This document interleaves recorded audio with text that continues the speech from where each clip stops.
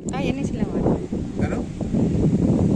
আমি ইচ্ছে দেখলাম নিয়ে যাই, ভালো ছবি টবি যদি দিতে পারে।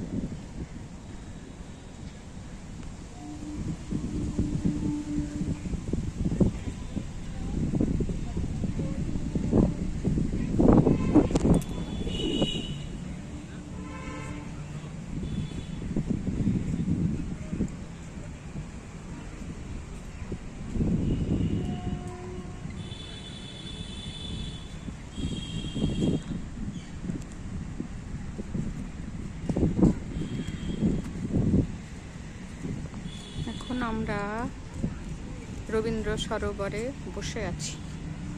অসাধারণ দৃশ্য এবং পরিবেশ, আবহাওয়া সব মিলিয়ে খুব সুন্দর লাগছে। এখানে রামকৃষ্ণ লাঞ্চ সেন্টারে খাওয়া দাওয়া করলাম, ধোসা খেলাম, খেয়ে এখানে এসে বসে এখন দৃশ্য উপভোগ করছি, গল্প করছি। ব্যাস, একটু পরে উঠে ঘরে চলে যাব।